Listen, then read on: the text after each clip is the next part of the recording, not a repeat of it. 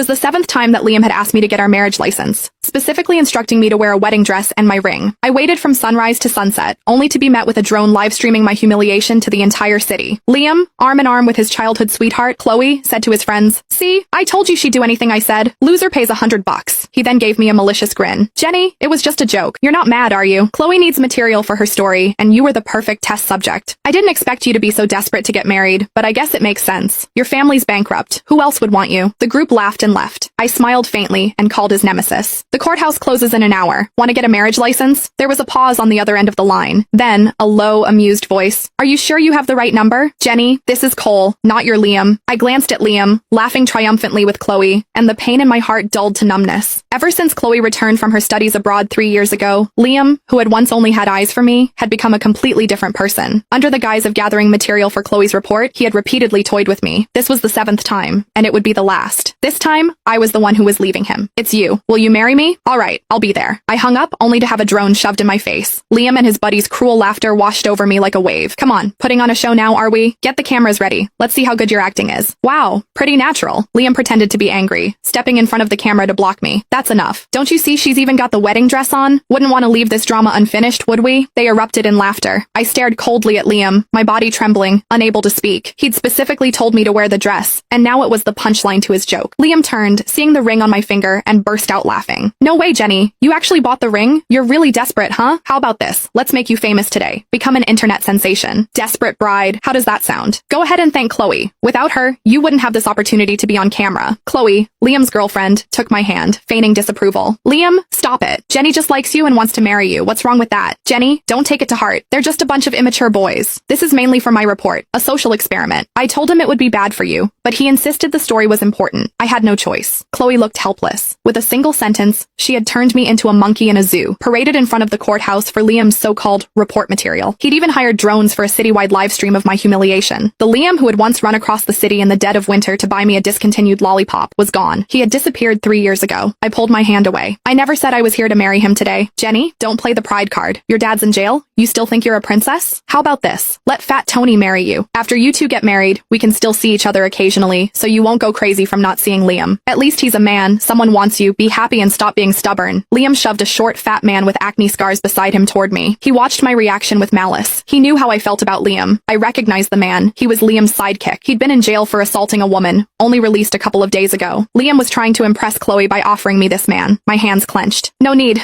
My fiancé will be here soon." They all froze, then erupted into laughter. Even Fat Tony laughed so hard tears welled up. He looked at me like I was a delusional lunatic. Liam waved his hand, summoning more drones. "Everyone, take a good look. Remember